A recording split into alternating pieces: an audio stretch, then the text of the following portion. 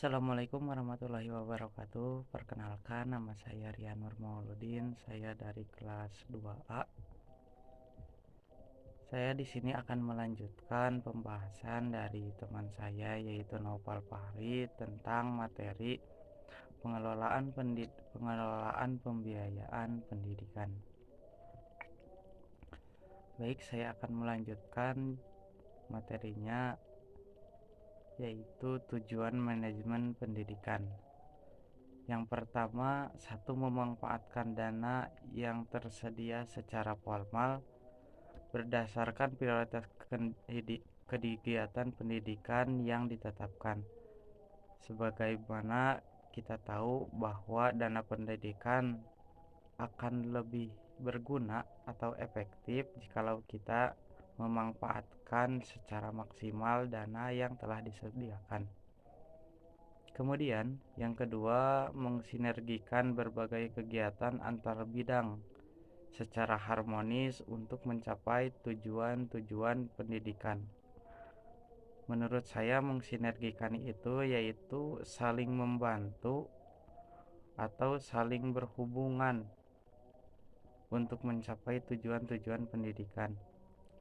Yang ketiga, yaitu mengembangkan perilaku transparansi atau tidak ada hal yang disembunyikan, dan akuntabilitas dari pemanfaatan keuangan pendidikan sesuai dengan ketentuan perundang-undangan yang berlaku.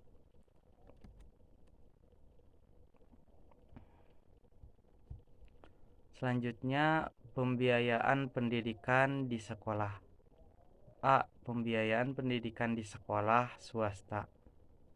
Pembiayaan pendidikan dari segi sekolah swasta, biaya pendidikan dari swasta yang dimaksud adalah biaya yang disumbangkan masyarakat, boleh itu individu, perusahaan, lembaga non-pemerintah, dan lain-lain.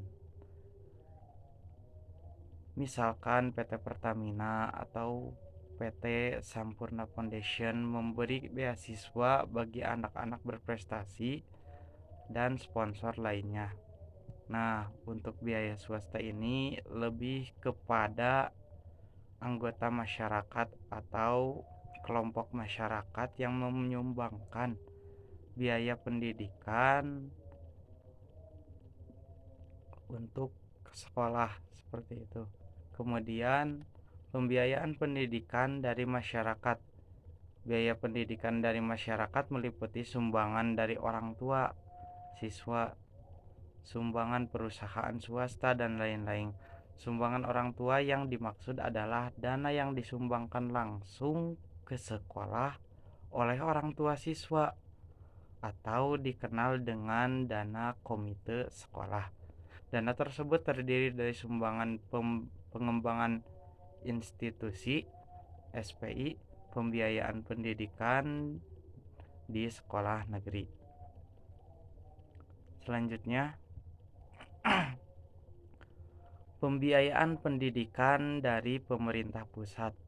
Nah, untuk pembiayaan dari pemerintah pusat ini sudah diatur di Undang-Undang Nomor 22 Tahun 1999 tentang otonomi daerah.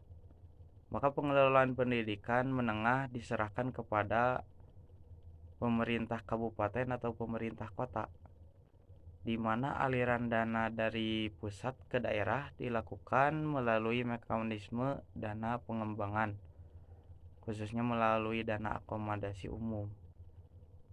Menurut Undang-Undang Nomor 25-nya tentang perimbangan keuangan antara pusat dan daerah, sumber penerimaan lainnya adalah pendapatan asli daerah dan pinjaman daerah. Semua pemerintahan mengeluarkan dalam rangka desentralisasi dicatat dan dikelola di APBD.